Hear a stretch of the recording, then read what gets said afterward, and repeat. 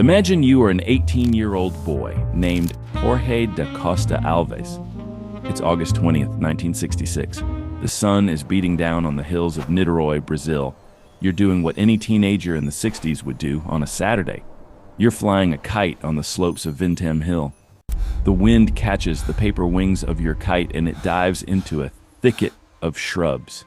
You scramble down the slope to find it, but as you push aside the heavy tropical ferns, the colorful paper of your kite is forgotten. Because there, in a small clearing, are two men.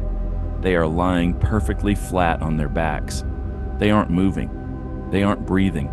At first, they look like they've simply fallen asleep while waiting for a train.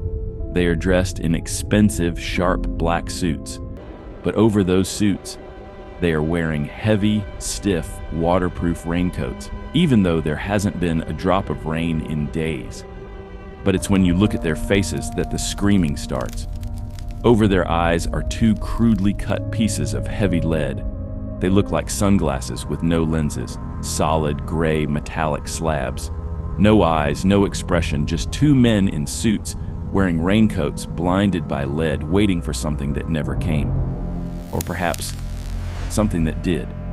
Today we are diving into the Lead Masks case, a story that blends electronics, mysticism, potential UFOs, and a mystery so deep that 60 years later, the Brazilian police still have no idea what happened on that hill. When the police finally reached the scene, which was no easy feat as the terrain was incredibly steep, they expected a crime scene, a robbery perhaps, or a lover's quarrel.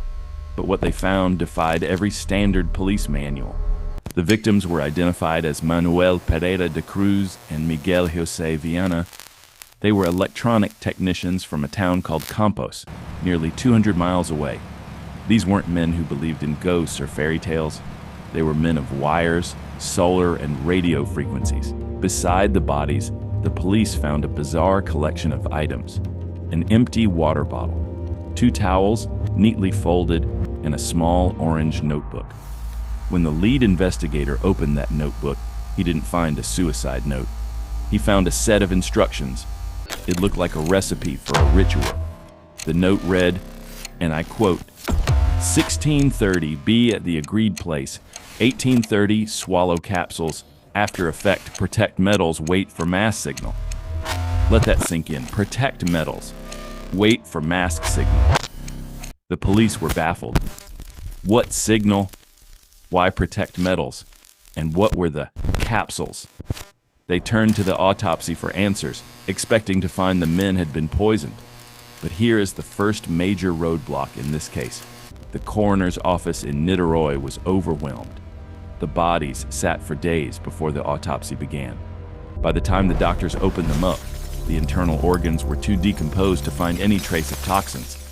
Official cause of death: undetermined. No heart attack, no gunshot, no trauma. They simply stopped living. To understand how two successful technicians ended up dead on a hill with lead over their eyes, we have to look at their final 48 hours. On August 17th, 3 days before they were found, Manuel and Miguel told their wives they were heading to São Paulo to buy a used car and some electronic parts for their shop. They were carrying a massive amount of cash, roughly 3 million cruzeiros. In 1966, that was a fortune. They got on a bus. But they didn't go to São Paulo. They arrived in Niterói at 2 p.m. The weather was overcast.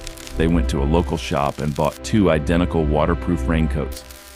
Why? They already had coats. Then they went to a bar and bought a bottle of mineral water. The waitress at that bar, a woman named Gracinda Barbosa, would later become a key witness. She told police that Miguel looked incredibly nervous. He kept glancing at his watch. He looked like a man who was running late for the most important meeting of his life. But here is where the story takes a turn into the paranormal. At the same time these men were climbing Vintem Hill, something was happening in the sky above Niterói. A local socialite, Martha Rocha, was driving near the hill with her children. She reported seeing a bright orange disc-shaped object hovering directly over the peak of the hill. It wasn't a plane, it wasn't a star. It was glowing with a pulsing heat. She wasn't the only one. Multiple reports flooded the local papers that night of strange lights over Vintem Hill. The capsules mentioned in the note, many investigators believe they were psychedelic drugs, possibly LSD or psilocybin. In the 1960s, there was a fringe movement of scientific spiritualism. People believed that by taking certain drugs and using electronic sensors, they could tune their brains to a higher frequency to communicate with extraterra.